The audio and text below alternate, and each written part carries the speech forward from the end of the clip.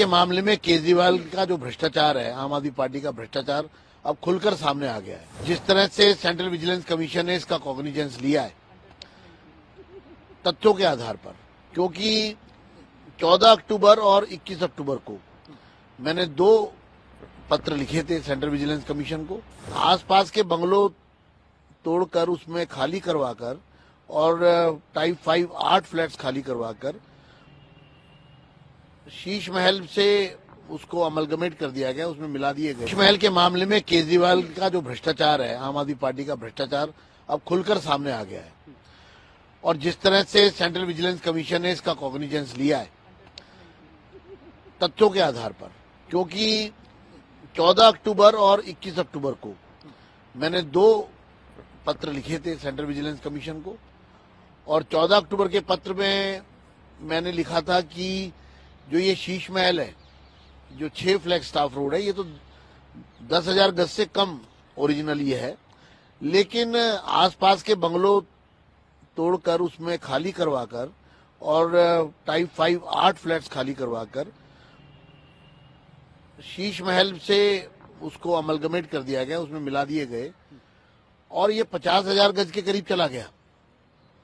तो इसका ना तो लेआउट अमेंड हुआ है अभी, वो जो मिलाया गया सारा, जो 50,000 गज का पूरा एक एम्पायर बनाया गया, वो पूरा गैर कानूनी है।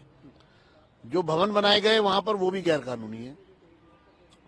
दूसरी 21 अक्टूबर को जो पत्र लिखा उसमें मैंने लिखा था कि किस तरह से करोड़ों रुपए के ऐशो आराम के महंगे जो लग्जूरियस आइटम्स खरीदे गए हैं और वो भी किसी नियम कानून के तहत नहीं, और वो कहां से आए, और दूसरा जो सरकार ने खरीदे वो और उसके अलावा भी जो वहां पर थे वो कहां से आए।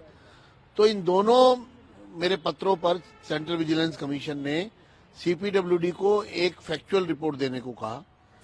जो फैक्चुअल रिपोर्ट दोनों मेरी शिकायतों पर सीपीडब्ल्यूडी ने दी, और उसके बाद लेटेस्ट जो हुआ है वो सेंट्रल विजिलेंस कमीशन ने अब जो निर्णय लिया है कि वो फैक्चुअल रिपोर्ट की जांच करने के बाद की तथ्यों पर आधारित जो सीपीडब्ल्यूडी की रिपोर्ट है उसके आधार पर अब डिटेल इन्वेस्टिगेशन का आदेश जारी किए गए।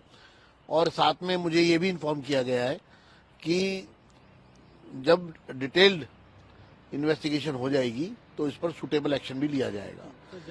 प्रश्न ये है कि पूरे चुनाव से पहले और सदन में भी जब भी हमने शीश महल का मामला उठाया, केजरीवाल जी चुप्पी साध गए, उनकी मुख्यमंत्री चुप्पी साध गई, सदन में बात तक नहीं करने दी गई। एक तरफ जब पूरे देश की, दिल्ली की जनता जानना चाहती है कि जो लोग अपने आप को कट्टर ईमानदार और आम आदमी कहते थे वो कट्टर बेईमान और सबसे खास आदमी निकले। इतना बड़ा बंगला, इतना बड़ा एम्पायर, तो मैं, और अभी तो इसमें और भी बहुत सी जांच बाकी है, क्योंकि जो शीश महल दिखाई दे रहा है खाली इतना नहीं है, वो उसके साथ वहां पर कई टावर बन रहे हैं जो अधूरे पड़े हैं, उन पर भी करोड़ों रुपए खर्च हुए। वो टावर जो बन रहे हैं नए, उनमें क्या होना था, क्या बनाया जा रहा था, उसकी भी पूरी जांच होनी चाहिए। और इस पर सेंट्रल विजिलेंस कमीशन ने आदेश दिए हैं सीपीडब्ल्यूडी को कि इसकी कंप्लीट जांच कीजिए, एक डिटेल जांच कीजिए।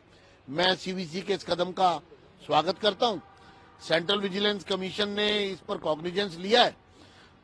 दूध का दूध और पानी का पानी होना चाहिए और ऐसे दोषियों को जेल भेजना चाहिए।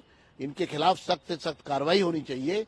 जिन्होंने दिल्ली की जनता को ठगने का काम किया, विश्वास तोड़ने का काम किया, ये विश्वासघाती लोग हैं, इनको बख्शा नहीं जाना चाहिए।